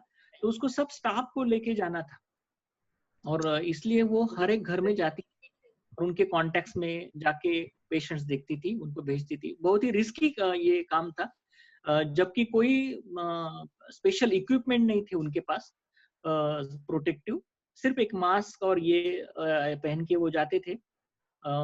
तो उसको मैंने पूछा कि तुम कैसे जाती हो, तुमको कुछ लगता नहीं, यानी कुछ डर तो नहीं लगता या कुछ चिंता तो नहीं होती क्योंकि तुम घर पे भी आती हो शाम को। तो उसने मुझे बहुत अच्छी बात बताई कि भाई मैंने मेरे स्टाफ को कह दिया, उसके अंडर कोई स्टाफ है नगर पालिका का, तो मैंने बोला मेरे स्टाफ को मैंने कह दिया कि अगर हमारा मन अगर क्लियर है और हमारे मन में अगर दूसरों के प्रति शुभ भावना है और दूसरे के अच्छा होने की अगर हमारे मन में विचार है तो हमारा कुछ भी बिगड़ नहीं सकता। ये बहुत अच्छी बात उसने की, तो मुझे भी उससे बहुत अच्छी प्रेरणा मिली कि सही में अगर हमारा मन पॉजिटिव है, पावरफुल है, इस टर्बुलेंट सिचुएशन में अगर हम स्थिर है तो कैसी भी सिचुएशन का हम सामना कर सकते। तो अल्टीमेटली मैं ये कहूंगा कि फिजिकल फिटनेस की तरफ ध्यान तो देना ही है और साथ साथ में बीमारियां तो आएंगी लेकिन उसमें हमको हिलना नहीं है, इमोशनली स्टेबल होना है। और उसके लिए मैं कहूंगा कि राजयोगा मेडिटेशन बहुत हेल्प करता है। मेरा खुद का अनुभव है कि जब मेरी 2 मिनट है दीदी मेरे पास, 1 मिनट, ये 2 मिनट है। नेक्स्ट राउंड में ले थोड़ा सा। चलेगा दीदी, ठीक है। मैं यहाँ वाइंड अप करता हूँ कि फिजिकल और इमोशनल फिटनेस और बाकी जो चीजें आएंगी मैं बाद में बताता हूँ। Okay, thank you. जी जी जी, बहुत ही अच्छी बात है क्योंकि आप उस सिचुएशन के बीच में रहते हैं डॉक्टर साहब और आप खुद फील करते हैं जो पेशेंट्स की, जो डॉक्टर्स की और हमारे स्वास्थ्य कर्मियों की मानसिक स्थिति है उसको भी आपने स्पष्ट किया। तो नेचुरली है कि और लोगों को तो कितना कुछ फेस करने का है इस समय। तो बहुत बहुत थैंक्स आपका। नेक्स्ट मैं आमंत्रित करती हूँ हमारी बहन आभा सिंह जी को, जो जयपुर से हमारे साथ जुड़ी हैं। और आप अभी सोशल डेवलपमेंट सेक्टर में हैं, एनजीओस के साथ में आपने बहुत से प्रोग्राम कोऑर्डिनेटर के रूप में, ट्रेनर के रूप में मोटिवेशनल कार्य किए हैं। आपने सीएसआर के लिए बहुत सी कंपनियों के साथ में काम किया है। आपका वर्क का फील्ड है विशेष करके community development, government, mother and child health और वाटर एंड सैनिटेशन, इस तरह की बहुत सी एजुकेशन, हेल्थ, सभी सेक्टर में। और वर्तमान में भी आप ऑनलाइन घर से ही कई सारे ऐसे अवेयरनेस प्रोग्राम चलाती है। हमारे भी जो यूथ विंग के द्वारा लाइफ स्किल एजुकेशन कैंप हुए, उसमें भी MSW के रूप में आपने हमारी सेवाओं को जरूर देखा और सराहा, और हमेशा से हमसे बहुत स्नेह रहा आपका। मैं बहुत बहुत हार्टी वेलकम करती हूँ। मिस आभा सिंह, आप अपनी बात रखें। थैंक यू शिवानी जी, और वीके परिवार को मेरी तरफ से बहुत बहुत धन्यवाद, और हमारे साथ जुड़े हुए सभी साथियों को नमस्कार। आज जो मुद्दा दिया गया है, जो टॉपिक दिया गया है, वो स्पेशली हमारा एडोलेसेंस पे है, जिसपे हम बात कर रहे हैं कि उनका आत्मविश्वास किस तरीके से बढ़ा सके।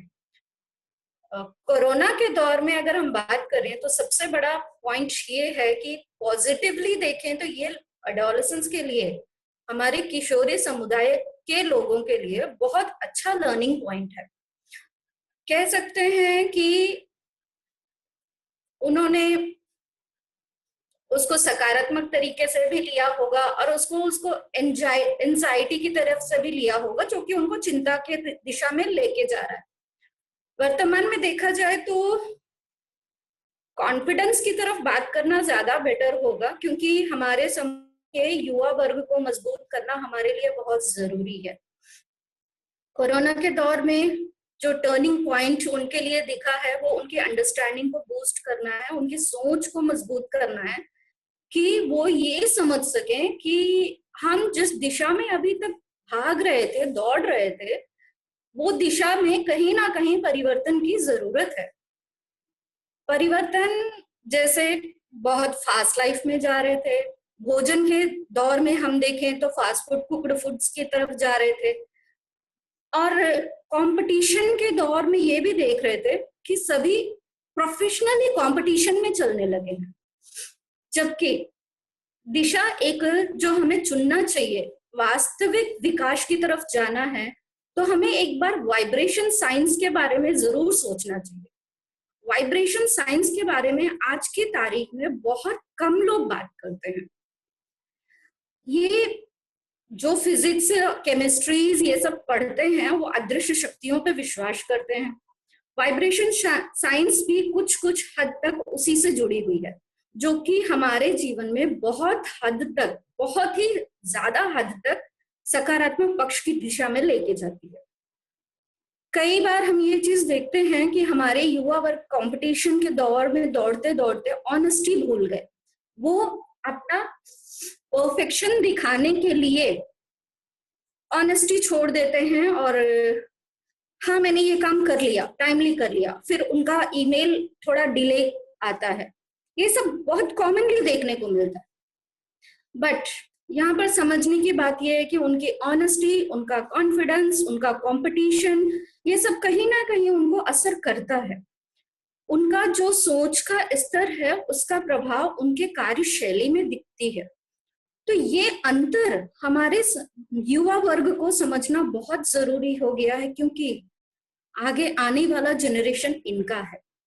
इनको संभालना है, इस समुदाय के भविष्य को।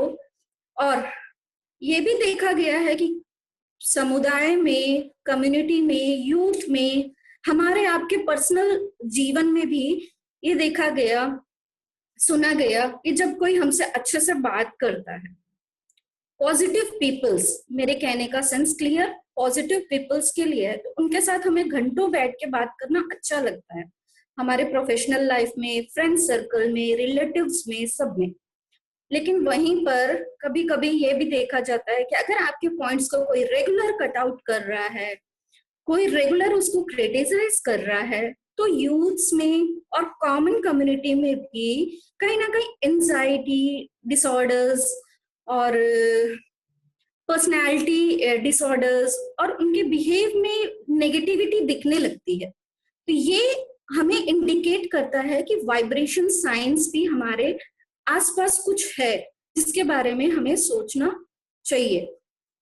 जैसा कि हम लोग कम्युनिटी के साथ काम करते हैं, हमें हर दिन बहुत ही अलग अलग लोगों की समझ वाले लोगों के साथ बात करने का मौका मिलता है। अब बात ये हो जाती है कि हम पहले उनको समझें। तो ये पर्टिकुलर हमारे समुदाय की ही बात नहीं है, हम इसको प्रोफेशनली बाउंड्री लाइन में नहीं समेटेंगे, ये हमारे सबके जीवन में शामिल है कि हम इसको समझें, इस अंतर को समझें और वाइब्रेशन साइंस को ज्यादा से ज्यादा प्रमोट करें, जिससे युवा वर्ग ये समझ सके कि उनको आज के कंपटीशन के दौर में कंपटीशन नहीं करना, परफेक्शन लाना है। उनको कॉन्फिडेंट रहना है अपनी शक्तियों को पहचानने के लिए, ना कि सिर्फ पीपीटी प्रेजेंटेशंस देने के लिए। उनको ऑनेस्ट रहना है अपने काम को करने के साथ साथ अपने कमिटमेंट्स के लिए भी। Commitment in the sense deadline timeline की बात नहीं कर रही मैं यहाँ पर। मैं कहना चाह रही हूँ कि अगर वो कोई काम को ले रहे हैं तो उसको करने की क्षमता रखें। ये कुछ ऐसे बहुत इंपॉर्टेंट पॉइंट्स हैं जो हमारे सोसाइटी में अभी वैनिश होते जा रहे हैं, विलुप्त होते जा रहे हैं।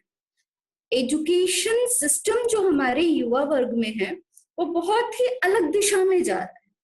सारे युवा वर्ग के बच्चे अधिकांशतः डिग्री की तरफ भाग रहे हैं, जबकि एक सही दिशा ये है कि डिग्री के साथ साथ नॉलेज को प्रमोट करना। डिग्री एकमात्र साधन है आज के समाज में सरवाइव करना, जो कि आवश्यक है, लेकिन ये भी समझना बहुत जरूरी है कि नॉलेज लेवल जो हमारे वाइब्रेशन साइंस को इम्प्रूव कर रहा है, वो नॉलेज लेवल को लेकर हम कितनी समझ विकसित कर पा रहे हैं। नॉलेज लेवल इम्पोर्टेंट इसलिए भी है कि जितना हम ज्ञान विकसित करेंगे उतना हम अपना आत्मिक विकास कर पाएंगे, जो कि स्पिरिचुअल लाइफ में भी बहुत ज्यादा इंपॉर्टेंट है, फिर पर्सनल लाइफ में भी बहुत ज्यादा इंपॉर्टेंट है। तो मैं ये कहना चाहती हूँ हमारे एडोलेसेंस कम्युनिटी को, सेल्फ रियलाइजेशन बहुत ही इंपॉर्टेंट है। और इस चेंजिंग सिचुएशन में, कोरोना जैसे सिचुएशन में, ये इतना अच्छा फ्री टाइम था इनके समझने के लिए, अभी भी है, कि वो बैठकर सेल्फ रियलाइजेशन पे बात करें और ये समझें कि हमें बहुत कंपटीशन में नहीं दौड़ना, हमें एक ऐसी चीज में दौड़ना है जिससे हम अपना विकास करें। और अपने विकास के साथ साथ अगर हम कुछ लाइफ्स को और कॉन्फिडेंट बना पाते हैं तो ये बहुत अच्छा प्रयास रहेगा। एक नॉर्मल कोटेशन में कहना चाहूँ तो ये कह सकती हूँ, कहीं भी किसी के भी अगर आत्मविश्वास को जगाने वाला प्रोत्साहन हम दे पाते हैं तो ये जीवन का सबसे सुंदर उपहार होगा। इस प्रकार मैं अपनी युवा वर्ग के सारे बच्चों के लिए, साथियों के लिए, प्लस अपनी कम्युनिटी के लेवल के सभी लोगों के लिए एक विशेष मुद्दा यही देना चाहती हूँ कि आप अपने कॉन्फिडेंस को बिल्ड करें। इस कोरोना दौर में जब तक अपने घर पर हैं, अपने आप पे रियलाइज करें और कंपटीशन के दौर के अंतर को समझें, नॉलेज को समझें, वाइब्रेशन साइंस को समझें और अपने साथ के लोग और अपने युवा लोगों को प्रोत्साहित करें कि वो सही दिशा की तरफ चल पाएं। तो इसी के साथ मैं अपनी बात समाप्त करती हूँ। Thank you. Thank you so much Abha बहन जी, आपने बहुत ही आध्यात्मिक और आपके अनुभवों के आधारित बात जो कही है कि जो हमारा आंतरिक मन की स्थिति है या हमारी वाइब्रेशन कैच करने की जो पावर है वो किस तरह से पहले हमें वाइब्रेशन निर्माण भी करना चाहिए और अच्छी वाइब्रेशन क्रिएट भी करने चाहिए और रिसीव भी करने की पावर रखनी चाहिए। बहुत बहुत अच्छी बात आपने कही है। समय रहा तो मैं आपसे दोबारा भी जुड़ना चाहूंगी। आपकी बात मैं निवेदन करूंगी, हमारे भारत से ही नहीं, बहुत दूर बैठे हुए हमारे अति स्नेही और यूथ विंग के एक बहुत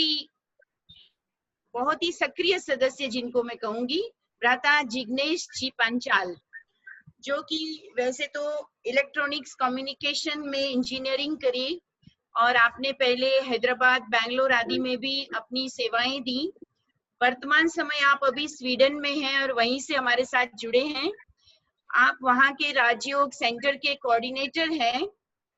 यूनाइटेड नेशन में भी आपने रिप्रेजेंटेटिव और वॉलंटियर के रूप में निरंतर अपनी सेवाएं जारी रखी है और विशेष करके आप यूनाइटेड नेशन के एनवायरनमेंट के लिए गुडविल एम्बेसडर के रूप में वहां काम करते हैं और अमूमन यूनाइटेड नेशन की सभी मीटिंग्स में आप शामिल होते हैं और ब्रह्मा कुमारीज को आप वहां रिप्रेजेंट करते हैं। हमारी यूथ विंग को आप रिप्रेजेंट कर चुके हैं। बहुत ही खुशी की बात है, राजयोग एजुकेशन रिसर्च फाउंडेशन को आपने रिप्रेजेंट किया है वहां पे। तो इतनी दूर से आप डिजिटली हमारे पास पहुंचे हैं, तो आपका वेलकम करती हूँ। वेलकम ब्रदर, एंड आप अपनी बात रखें। Jignesh bhai. Thank you. Om Shanti. Thank you very much Geeta bahan, Jitu भाई।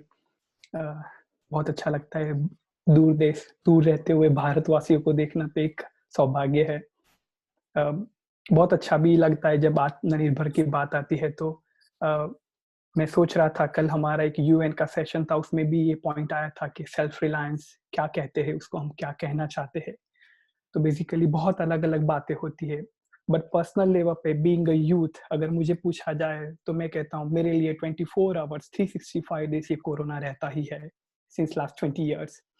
ऐसी बात नहीं है कि ये अभी शुरू हुआ है तो हम लोग आत्मनिर्भर बने, बट बीइंग अ यूथ हमें बहुत ही सोचने वाली बात है। कोरोना तो इट्स टेम्परली स्पाइक है, वो आके चला भी जाएगा। 100 साल पहले भी आया था, 100 साल पहले भी ऐसी बातें हुई थी।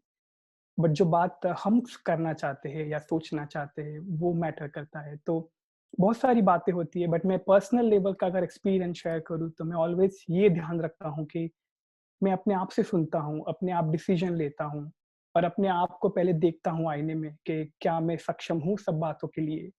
तो वेरी स्ट्रेट फॉरवर्ड अगर एग्जांपल दिया जाए तो ये है कि अगर यूथ की बात करें, specially being a youth and if I address to youth people, हमारे पास सोशल मीडिया का एक प्रोफाइल होता है, चाहे फेसबुक हो, इंस्टाग्राम हो, जो भी हो, there are plenty of social media. आप इमेजिन करो, प्रोफाइल जो होता है हमारा, वो प्रोफाइल का फोटो या प्रोफाइल का बायोडेटा वो अप टू डेट होता है। आप लोगों के आधार कार्ड के फोटो देख लो, सोशल मीडिया के फोटो देख लो, इट्स ह्यूज डिफरेंस। तो ये बाहरी दुनिया में हम लोग ये सोचते हैं कि I have to be tip top, I have to be up to date, but I feel being a spiritual student, I always think कि मेरा इनर बीइंग, जो माय इनर कोर वैल्यूज है, वो भी अप टू डेट होने चाहिए।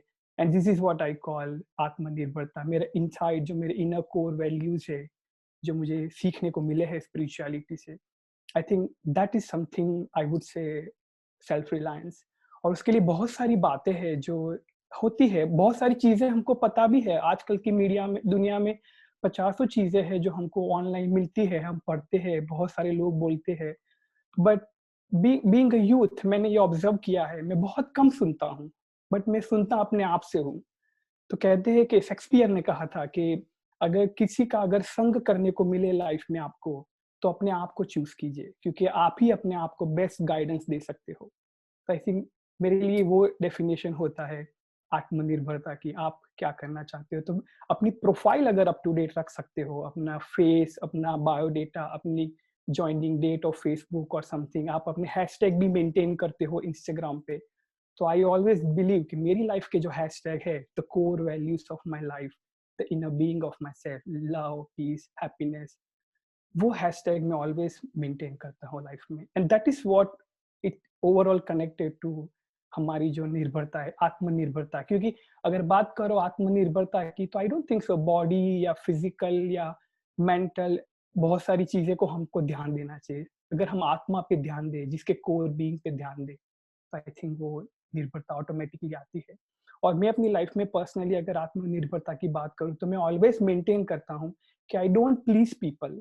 कभी कभी होता है कि हम लोगों को खुश करने के लिए या लाइक लोगों को अच्छा लगाने के लिए, लोगों को हैप्पी फील करवाने के लिए हम अपनी सम्मान से नीचे गिर जाते हैं और हम लोग अपने आप को ही डाउन कर पाते हैं और तब ही हम अपने आप को आत्मनिर्भरता के नीचे ले जाते हैं। आई थिंक वो जब बंद करेंगे हम लोग टू प्लीज समवन, सबको अच्छा दिखाना, बीइंग भारतीय हमारे पास एक पोस्ट ब्रिटिश कॉलोनियल चीजें पड़ी है हमारे सबकॉन्शियस माइंड में कि to please everyone, to please everyone, तो वो फियर है। आई थिंक वो जब निकल जाएगा तो बाकी सारी चीजें ऑटोमेटिकली इमर्ज होती जाएगी। तो जिसको हम स्पिरिचुअल स्टडी में ये कहते हैं कि you be the master of your own life. I am the master, I can be the master god, I can be the master peacemaker. तो when I start creating that peace inside my mind, कहीं ना कहीं वो शुरू हो जाता है। तो मैं यही प्रैक्टिस करता हूँ। और दूसरा ये है कि बीइंग अ यूथ, जितने भी यूथ हम सुन रहे हैं, जितनी भी हम बात कर रहे हैं, यूथ को एक चीज तो बहुत ध्यान रखनी चाहिए कि लिटरली अगर आपका कोई भी सोशल मीडिया का प्रोफाइल होता है, आपको अगर कोई गलत मैसेज करता है या गलत फोटो शेयर करता है तो आप उसको ब्लॉक करते हो। और इमेजिन कि अगर आपका कोई फ्रेंड आपके फोटो में आपको टैग करता है, there is something called tagging in Instagram and Facebook, आप डेफिनेटली उसको कॉल करके बोलते हो बिना पूछे मुझे तुम टैग नहीं कर सकते हो, फोटो निकाल दो because I am not looking good. तो ये तो बहुत आउटर लेवल की बात है। बट अगर डीप डाइन जाओ, डीप इनसाइड जाओ, दिन में, पूरे दिन में कितनी बार हमारे आत्मसम्मान की तो कितने सारे लोग हमें गलत गलत हिसाब से टैग करते हैं। तो आई थिंक जिस दिन ये समझ में आ जाएगा कि कौन हमें टैग करता है, इन को बीइंग, मेरी आंतरिक शक्तियों के हिसाब से, आई थिंक और कुछ करने की जरूरत नहीं है। वही चीज आपको धीरे धीरे धीरे आत्मनिर्भर बनाना शुरू करती है। And this is what I maintain. और उसके लिए मैं अपने स्पिरिचुअल लाइफस्टाइल, मेरे principle, like I wake up quite early in the morning, मैं अपना शेड्यूल है। यहाँ पे वेस्टर्न कल्चर में बहुत सारी चीजें नहीं होती है, जैसे ये सेंटर है तो बहुत सारी एक्टिविटी खुद करनी पड़ती है, इंक्लूडिंग बर्तन से लेकर, including toilet cleaning, including your washing the clothes. तो वो सारी चीजों को मेंटेन करके अगर आप अपने आप को ये समझते हो कि you are a peace maker, आप जब सोचते हो तब आप पीस वाइब्रेट करते हो, that is something I would say being a youth is necessary. क्योंकि प्लेंटी ऑफ चॉइस हमारे पास है, हमें किसको ऐड करना है एज अ फ्रेंड, हमें किसको रिमूव करना है एज अ फ्रेंड, किसको ब्लॉक करना है, किसको रिस्ट्रिक्ट करना है। ये सारे ऑप्शन अगर हमें सोशल मीडिया देती है तो क्यों ना हम अपने आप को, हमारी लाइफ एक प्रोफाइल बन जाए और मैं ही डिसाइड करूं कि मुझे क्या करना है, मुझे किसको फ्रेंड बनाना है, मुझे किसको टैग करना है, मुझे किसका हैशटैग यूज करना है, सो कॉल। आई थिंक वो जब ऑप्शन हमारे पास बहुत है, and when you choose the option wisely, तब आप एक स्टेप ऊपर आते हो। And I think these are the step, जब आप अपने आप को सम्मान की स्टेज पर बिठा के ऊपर लाओ, तो आई फील आत्मनिर्भरता is very easy. And this is what practically I feel, and I always say don't please anyone। हमारे कुछ बोलने से, किसी को अच्छा बोलने से वो 2 दिन अच्छे रह सकते हैं, बट आप इमेजिन करो कि अगर आप आईने में जाकर अपने आप को देखो कि आपने किसी को प्लीज किया है बिना मतलब के, आई थिंक आपकी खुद की सेल्फ जो है वो डाउन होती जाएगी। तो मैं ये प्रैक्टिस करता हूँ सोने से पहले, मैं आईने में अपने आप को देखता हूँ जब when I am doing brush night में। तो जी शुरू आज से 2 साल पहले जब मैंने शुरुआत की थी तब मैं आईने में देखता था तो मेरी आंखें झुक जाती थी, पर आज एक दिन ऐसा है कि मेरी आंखें झुकती नहीं है, मैं अपने आप को देख पाता हूँ। That's what I can say is आत्मनिर्भरता। ओम शांति मैम जी।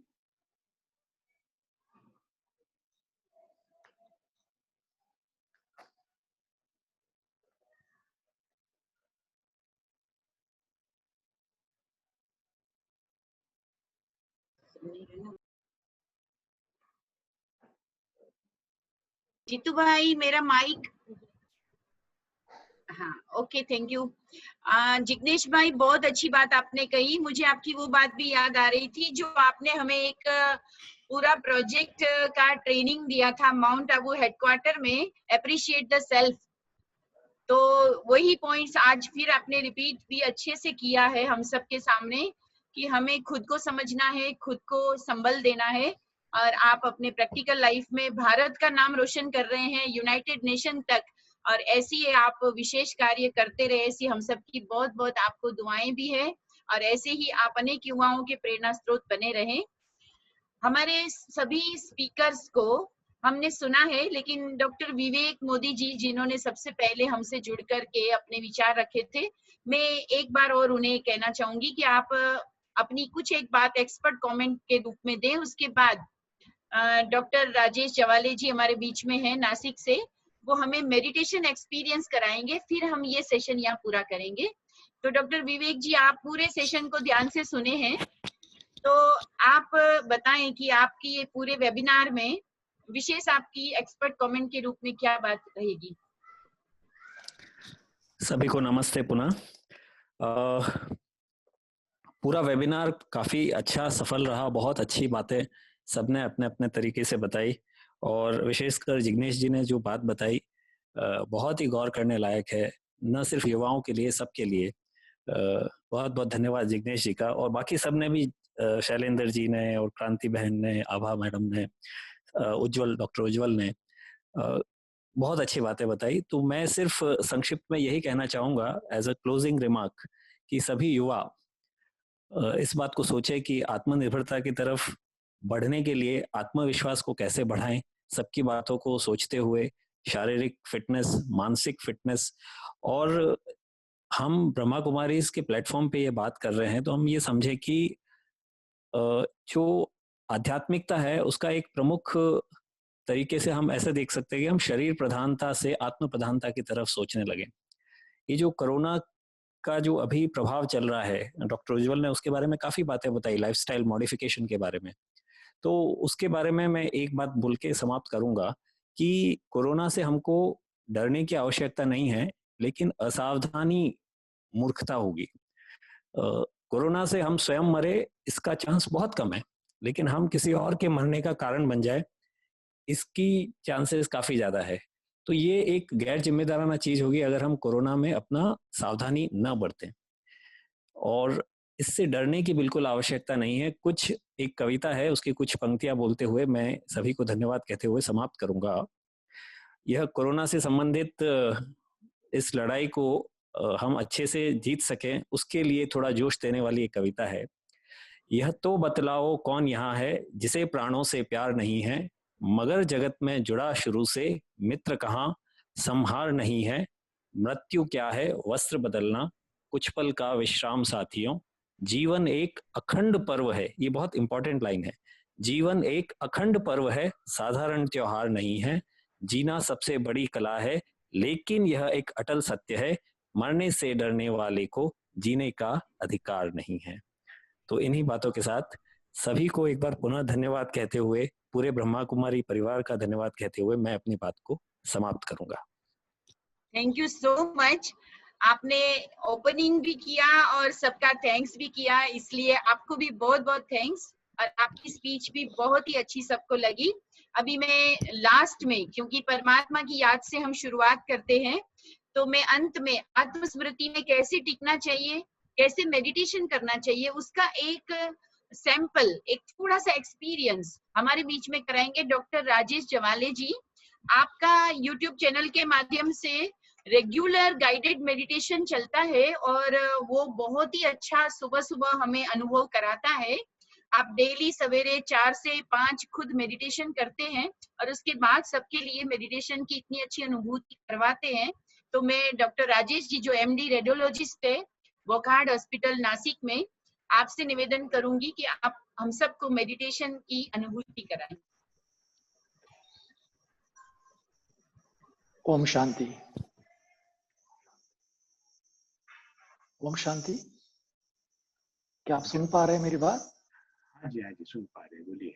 हाँ जी, ओके। एक्चुअली मेडिटेशन एक बहुत ही सहज साधन है, आसान तरीका है स्वयं को पावरफुल बनाने के लिए और अपना आत्मविश्वास बढ़ाने के लिए, और हम अपने आत्मविश्वास के आधार पर ही आत्मनिर्भर हो सकते हैं। तो चलिए अब हम कुछ समय के लिए अपने मन को सभी बाह्य बातों से समेट लेंगे।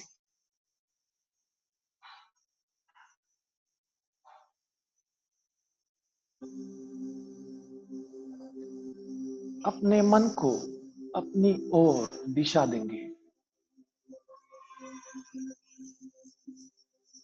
अपना संपूर्ण ध्यान मस्तक के मध्य एक पॉइंट पर केंद्रित कीजिए।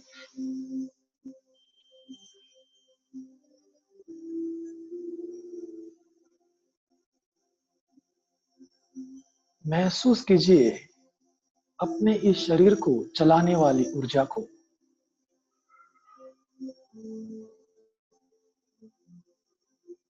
देखे स्वयं को,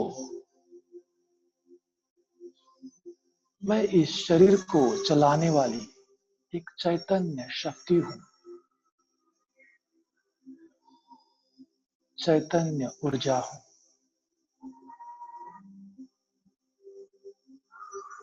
मेरे विचार, भावनाएं, कर्म और व्यवहार, यह सब मेरी रचना है।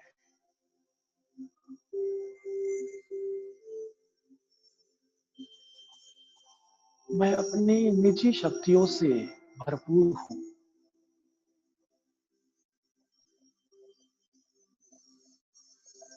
मैं एक शक्तिशाली आत्मा हूं।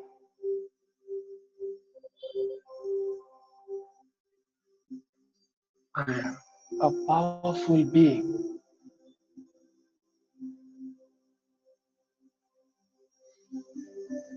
मैं शांत चित्त हूं।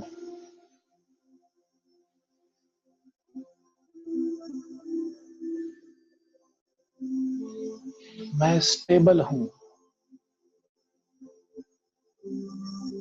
मैं निर्भय हूं।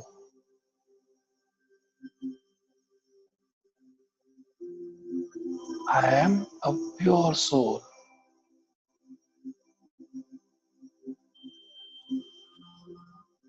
मेरा शरीर संपूर्ण निरोगी है।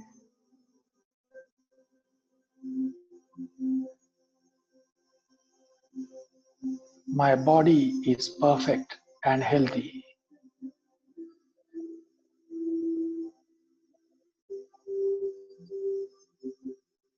मेरी इम्यूनिटी स्ट्रांग है।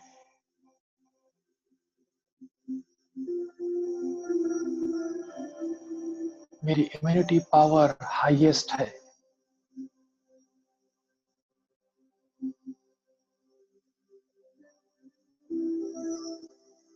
मैं सेफ हूं, प्रोटेक्टेड हूं।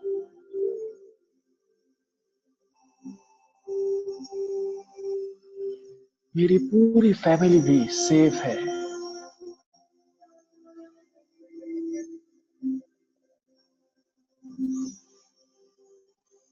मेरा बिजनेस स्टेबल है, सेफ है। मेरी जॉब सिक्योर है।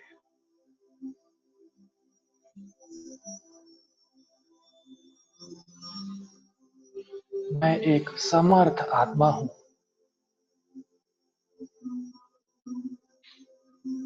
My willpower is very strong.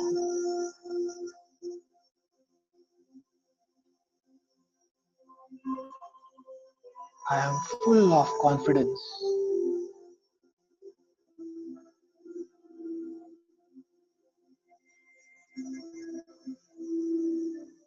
मैं मनोबल और आत्मविश्वास से भरपूर हूं।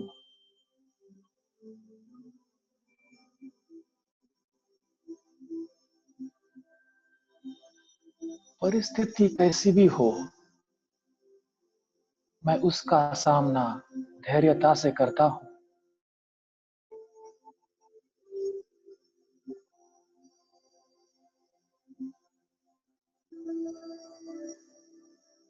जीवन में आने वाली हर परिस्थिति से मैं हमेशा कुछ न कुछ सीख कर आगे बढ़ता हूं।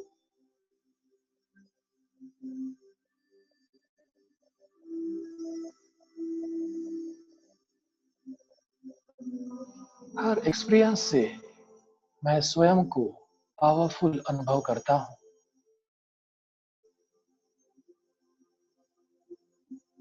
I am a powerful soul.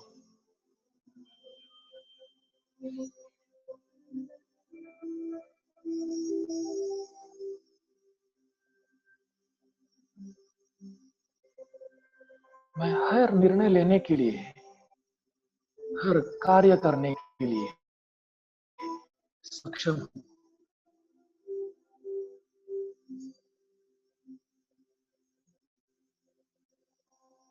मुझ में अमर्याद क्षमताएं हैं।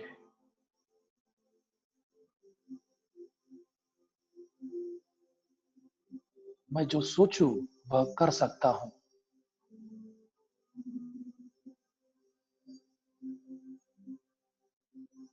असंभव को संभव बनाता हूँ।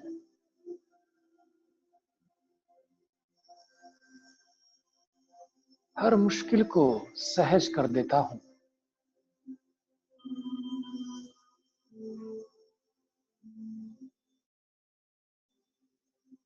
मैं एक विजयी आत्मा हूँ।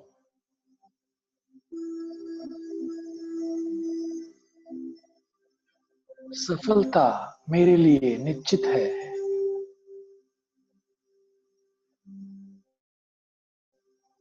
Success is certain for me.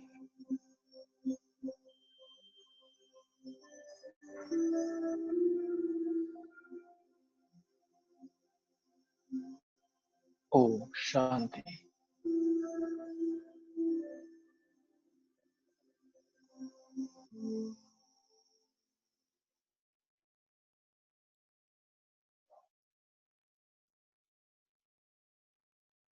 शांति। ओम शांति। ओम शांति। बहुत ही अच्छे अनुभवों से हम सभी ने वेबिनार को एंजॉय किया। मैं जीतू भाई से कहना चाहूंगी, लास्ट में कुछ कहना चाहेंगे? आपको इस वेबिनार में कुछ सजेशन मिले हों? ओम शांति। वैसे तो इस वेबिनार में बहुत अच्छे स्पीकर्स ने अपने वक्तव्य रखे, सभी को काफी पसंद आया।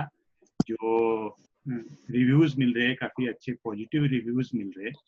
और स्पीकर्स के अलावा भी जो जुड़े, लगभग 80 जितने पार्टिसिपेंट्स इस वेबिनार में जुड़े थे।